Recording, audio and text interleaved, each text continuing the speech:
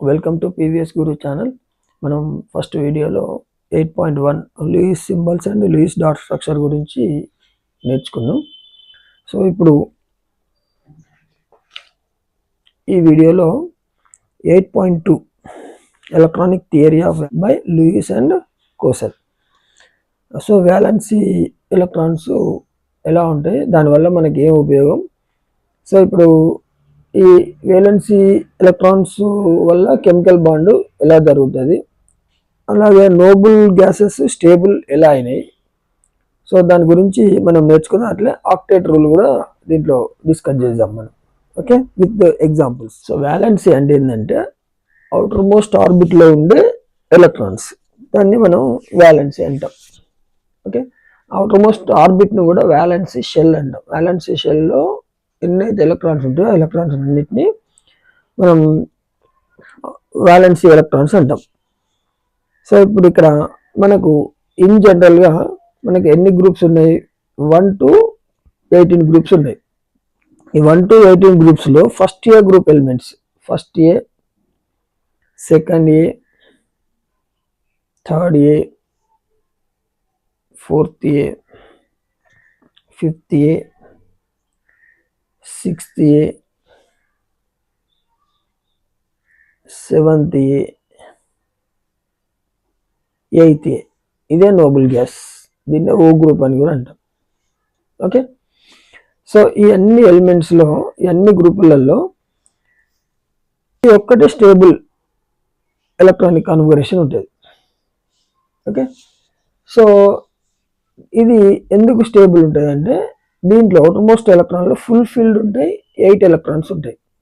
అది general electronic configuration మనం చెప్పినాం, NS2 NP6, NS2 NP6. దాని ముందుది NS2 NP5, దీని ముందుది NS2 NP4, దీనికంటే ముందుది NS2 NP3, దానికంటే ముందుది NS2 NP2. Third A group element NS2 NP1, second A group NS2, ఇది NS1. సో ఇవన్నీ general electronic configurations of these groups. ఇది NS1 అంటే last outer most ఆర్బిట్లో ఉండే ఎలక్ట్రాన్లు ఒకటే ఉంటాయి, అందుకే ఇది 1A గ్రూప్ ఎలిమెంట్స్ అన్నాం. ఇక్కడ లాస్ట్ ఎలక్ట్రాన్లు ఎన్ని ఉంటాయి? అవుటర్ మోస్ట్ ఆర్బిట్లో 2 ఎలక్ట్రాన్స్ ఉంటాయి, అందుకని ఇది సెకండ్ ఏ గ్రూప్ ఎలిమెంట్స్ అన్నాం. ఇక్కడ 3 ఉంటాయి కాబట్టి థర్డ్ ఏ గ్రూప్ ఎలిమెంట్స్. ఇక్కడ 4 ఎలక్ట్రాన్స్ ఉంటాయి కాబట్టి ఫోర్త్ ఏ గ్రూప్ ఎలిమెంట్. ఇక్కడ 5 ఎలక్ట్రాన్స్ ఉంటాయి కాబట్టి ఫిఫ్త్. ఇక్కడ 6 ఉంటాయి కాబట్టి సిక్స్త్. ఇక్కడ 7 ఉంటాయి కాబట్టి 7. ఇక్కడ 8 ఉంటాయి కాబట్టి 8. సో ఇక్కడ Pలో 6 ఎలక్ట్రాన్స్ అవసరం, 6 ఉంటాయి. Sలో 2 ఎలక్ట్రాన్స్ అవసరం, 2 ఉంటాయి. కాబట్టి ఫుల్ ఫీల్డ్ కాబట్టి ఇది స్టేబుల్ ఆటమ్స్ అంటాం. అంటే ఇవి రియాక్షన్లో అంత ఈజీగా పాల్గొనవు, కెమికల్ బాండ్ అంత తొందరగా ఫామ్ చేయవు. ఓకే, సో ఇప్పుడు ఈ ఎలిమెంట్స్ గురించి మనం తీసుకుంటే ఇక్కడ ఫస్ట్ దాంట్లో ఏమున్నది? హైడ్రోజన్ ఉంటుంది, తర్వాత lithium, sodium, potassium, rubidium, caesium, francium. ఇన్ని ఎలిమెంట్స్ ఉంటాయి. మళ్ళీ ఇక్కడ సెకండ్ ఏ గ్రూప్లో వచ్చే వరకు ఈ ఎలిమెంట్ ఉండదు. ఇక్కడ నెక్స్ట్ బెరీలియం, ఇక్కడ మెగ్నీషియం, ఇక్కడ calcium, strontium, barium, okay, radon. ఇవి సెకండ్ ఏ గ్రూప్ ఎలిమెంట్స్. అట్లనే థర్డ్ ఏ వచ్చేసి బోరాన్, ఇక్కడ ఏముండదు, ఇది ఇక్కడ కూడా ఏముండదు, ఇక్కడ కూడా ఏముండదు, ఇక్కడ కూడా ఏముండదు, ఇక్కడ కూడా ఏముండదు, ఇక్కడ మాత్రం హీలియం ఉంటుంది. Okay, next boron. దీని తర్వాత ఇక్కడ carbon, nitrogen, oxygen, fluorine, neon. Okay, దాని తర్వాత సోడియం, మెగ్నీషియం, ఇక్కడ aluminium, silicon, phosphorus, sulphur, chlorine, organ. So ఇట్లా మనం ఇన్ని ఎలిమెంట్స్ మనకు సరిపోతాయి. ఇవి ఎలిమెంట్స్. అయితే ఇక్కడ ఏంటంటే ఇది ఫస్ట్ పీరియడ్, ఇది సెకండ్ పీరియడ్, థర్డ్ పీరియడ్, ఇది fourth period, fifth period, sixth period, seventh period. ఇవన్నీ పీరియడ్స్, నెంబర్ ఆఫ్ పీరియడ్స్. ఇవి గ్రూప్స్. అయితే ఇప్పుడు ఇక్కడ NS1 అంటే దీని ఎలక్ట్రానిక్ కాన్ఫిగరేషన్ ఉంటుంది, ఈ n ప్లేస్లో 1 రాయాలి. అన్నిటికీ అంతే, ఇవి అందరూ 1 వస్తుంది. ఇక్కడ అన్నిటికీ 2 వస్తుంది n ప్లేస్లో, ఇక్కడ 3 వస్తుంది. సో దీని outer most electronic configuration 1s1, ఇది 1s2. ఓకే, p రాదు. ఇది మొత్తంలో p రాని ఇది ఒకటే. దీని ఎలక్ట్రానిక్ కాన్ఫిగరేషన్ 1s2. కాకపోతే ఫుల్ ఫిల్డ్, ఇది కూడా స్టేబుల్. s ఆర్బిటాల్లో 2 ఎలక్ట్రాన్లు అవసరం, 2 ఉన్నాయి కాబట్టి ఫుల్ ఫిల్డ్. అలాగే లిథియంకు ఇక్కడ సెకండ్ పీరియడ్ కాబట్టి 2s1, 2s2, 2s2, 2p1, ఇక్కడ 2s2, 2p2, 2s2, 2p3, 2s2, 2p4, 2s2, 2p5, 2s2, 2p6. outermost electronic of these elements. అట్లా outermost electrons of these elements ఏమవుతుంది, ఇక్కడ 3 n ప్లస్లో 3 రాయండి. 3s1 సోడియంకి, 3s2, 3s2, 3p1, 3s2, 3p2, 3s2, 3p3, 3s2, 3p4, 3s2, 3p5, 3s2, 3p6. Okay, అట్లా ఇక్కడ చూడండి, ఇక్కడ 4s1, 4s2, అట్లా మిగతా ఎలిమెంట్స్ కూడా 5s1, 5s2. మీకు ఎగ్జాంపుల్ రాసిన 6s1, 6s2. సో ఇక్కడ 6s1, 7s1, 7s2. ఇక్కడ లాస్ట్ ఎలక్ట్రాన్స్ కనుక రాసుకుంటే organ, helium, neon, organ, krypton, next one xenon, radon. So ఇక్కడ ఇది 1s2 అయినా, ఇది 2s2, 2p6, ఇక్కడ థర్డ్ది 3s2, 3p6, ఇక్కడ 4s2, 4p6, ఇక్కడ 5s2, 5p6, 6s2, 6p6. ఇది outer most electronic configuration. So ఇవన్నీ స్టేబుల్ కాబట్టి ఈ మిగతా ఎలిమెంట్స్ అన్నీ కూడా ఈ ఎలక్ట్రానిక్ కాన్ఫిగరేషన్ ను పొందడానికి ప్రయత్నం చేస్తాయి. అయితే కొన్ని ఏం చేస్తాయంటే కొన్ని లాస్ అవుతాయి, కొన్ని గెయిన్ అవుతాయి. లాస్ ఎప్పుడైతే, గెయిన్ ఎప్పుడైతే మనం చూద్దాం. ఎగ్జాంపుల్కు ఇక్కడ ఒక ఫ్లోరిన్ తీసుకుందాం. ఫ్లోరిన్ యొక్క అవుటర్ మోస్ట్ ఎలక్ట్రానిక్ కాన్ఫిగరేషన్ ఎంత మనం డైరెక్ట్ రాసుకోవచ్చు. ఫ్లోరిన్ అంటే సెకండ్ పీరియడ్ కదా, ఇక 2s2, 2p5, right.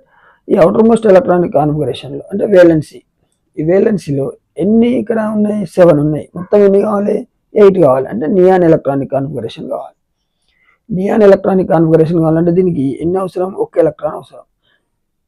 Okay, so 1 electron తీసుకోవడం ఈజీ, 5 ఎలక్ట్రాన్లు వదిలేయడం ఈజీ. అంటే 1 ఎలక్ట్రాన్ తీసుకోవడమే ఈజీ.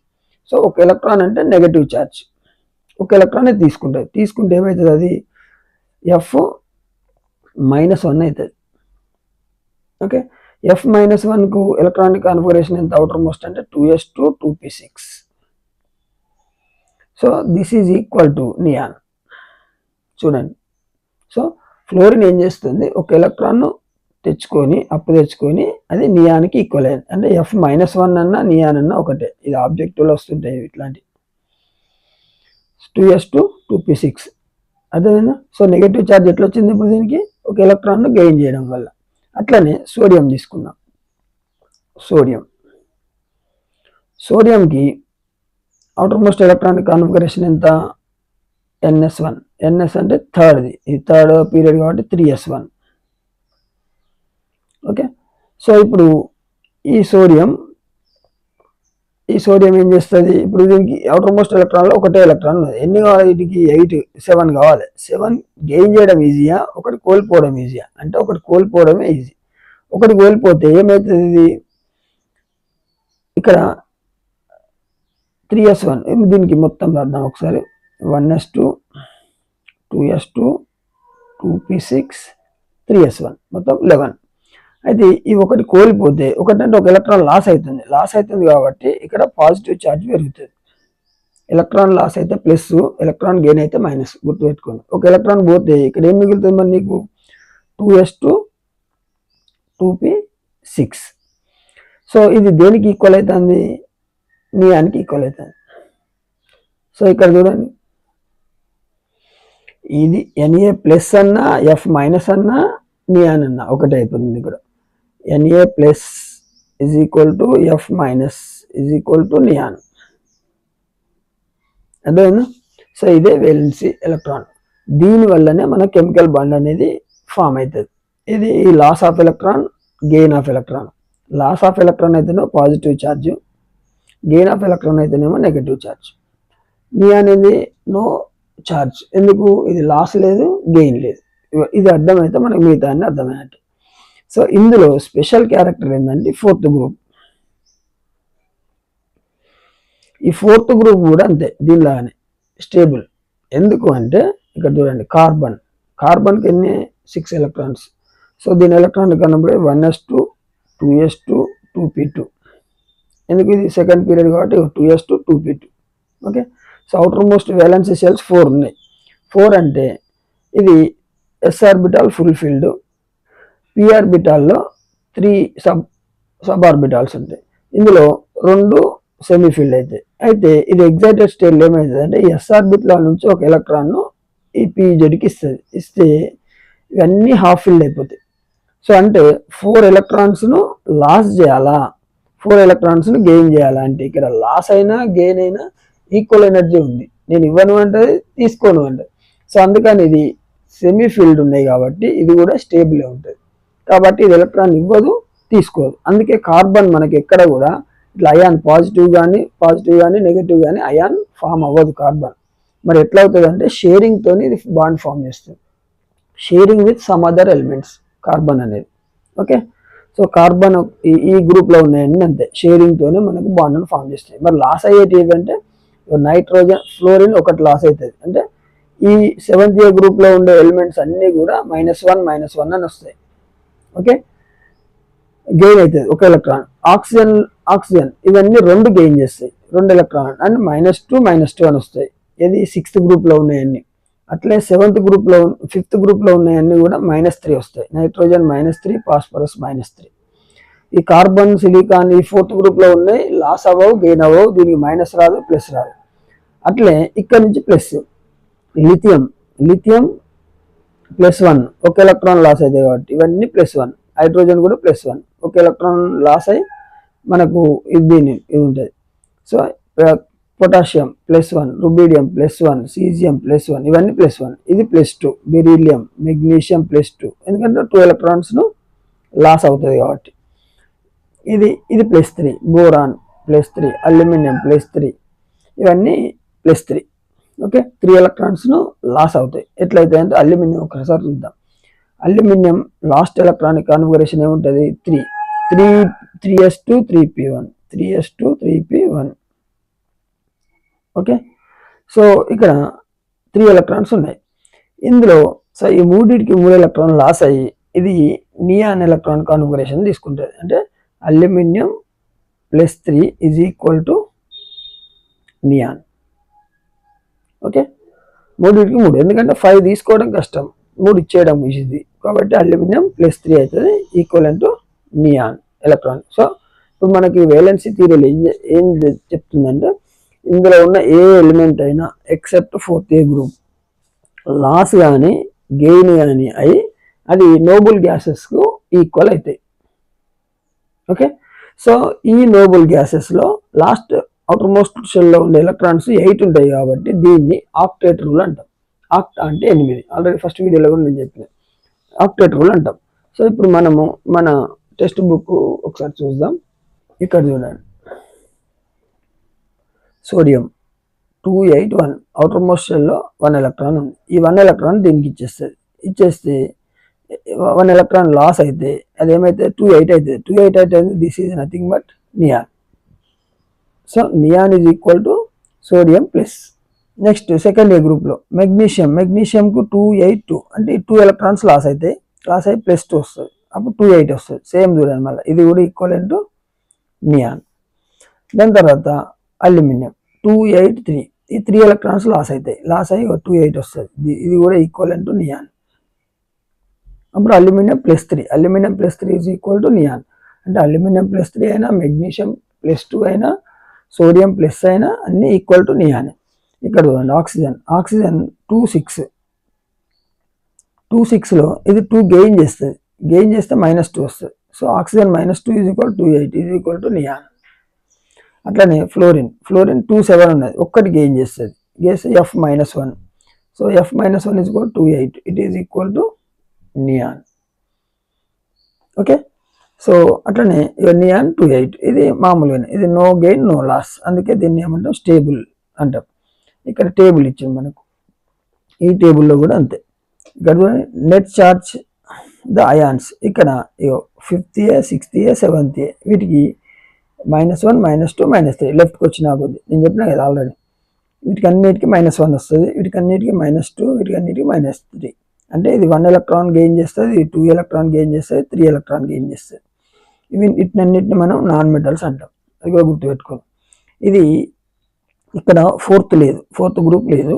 ఎందుకు లేదో చెప్పినా కదా, 4th గ్రూప్ ఎందుకు లేదంటే అది ఎలక్ట్రాన్ ఇవ్వదు, అది తీసుకోదు.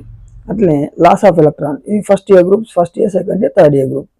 ఇది ఏం చేస్తుంది, ఫస్ట్ ఇయర్ గ్రూప్లో ఒక్కొక్క దానికి 1 ఎలక్ట్రాన్ లాస్ అవుతుంది.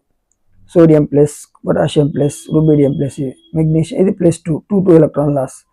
ఇక్కడ 3 ఎలక్ట్రాన్ లాస్ అయ్యి మళ్ళీ నియాన్ ఎలక్ట్రానిక్ కాన్ఫిగరేషన్ వీటికి వస్తాయి. ఇవి ఆక్టేట్ ఉండేటి 8 ఎలక్ట్రాన్లు ఉండే elements, Nobel gases. Okay, so ఇది మనకు డయాగ్రామ్లో ఇచ్చినవి. దాని తర్వాత ఇక్కడ క్వశ్చన్ ఇచ్చింది, ఇది యాక్సిడెంటల్గా జరిగిందా అంటుండు. ఇది క్వశ్చన్ అంటే యాక్సిడెంటల్ జరిగింది కాదు, ఇక్కడ మనకు loss of electron, gain of electrons వల్ల ఆక్టేట్ రూల్ ఇంప్లిమెంట్ అయ్యి మనకు ఇక్కడ +1 -1 వచ్చింది. Octet rule definition, the atoms of elements tends to undergo chemical changes that help to leave their atoms with 8 outer shell electrons. మనకు దాని electron loss కానీ gain కానీ అవ్వడం వల్ల 8 ఎలక్ట్రాన్స్ ఏదైతే గెయిన్ చేస్తుందో దాన్నే మనం ఏమంటాం ఆక్టేట్ రూల్ అంటాం. ఓకేనా, ఈ ఆక్టేట్ రూల్ వల్లనే మనకు కెమికల్ రియాక్షన్స్ అనేటివి జరుగుతున్నాయి. ఈ కెమికల్ రియాక్షన్ జరగడం వల్ల మనకు కెమికల్ బాండ్ అనేది ఫామ్ అవుతుంది. అందులో ఇంపార్టెంట్ బాండ్స్ 2 ఉన్నాయి, అది ఒకటి అయానిక్ బాండ్, రెండోది కోవలెంట్ బాండ్. ఇంకోటి ఉంటుంది కోఆర్డినేట్ కోవలెంట్ బాండ్, అది దీనిలానే ఉంటుంది. అయానిక్ బాండ్, కోవలెంట్ బాండ్ మనకు ఇంపార్టెంట్ అని ఇక్కడ మన సిలబస్ ప్రకారం ఇచ్చిండు. ఇంకొకటి ఉంటుంది కోఆర్డినేట్ కోవలెంట్ బాండ్, అది కూడా చెప్తాను నేను. సో అది మనం నెక్స్ట్ వీడియోలో అయానిక్ అండ్ కోవలెంట్ బాండ్ గురించి నేర్చుకుందాం. ఓకేనా, మీకు ఈ వీడియో నచ్చితే లైక్ చేయండి, మీ ఫ్రెండ్స్కి షేర్ చేయండి. మీరు కొత్త వాళ్ళైతే మా ఛానల్కి సబ్స్క్రైబ్ చేసుకొని ముఖ్యంగా కామెంట్ చేయండి. ఈ వీడియోలో ఉండే మిస్టేక్స్ కానీ, మీకు ఏం కావాలి, నేను ఇలా చెప్తున్నా, అలాంటి మీరు మెసేజ్ రూపకంగా చేస్తే నెక్స్ట్ ఏం చేయాలనేది మాకు అర్థమవుతుంది. ఎందుకంటే మీరు మా ముందు ఉంటారు కాబట్టి మీరు మెసేజ్ రూపకంగా మీ మనసులో ఏముందో చెప్తే మేము నెక్స్ట్ దాన్ని సరిదిద్దుకుంటాం. Okay, thank you.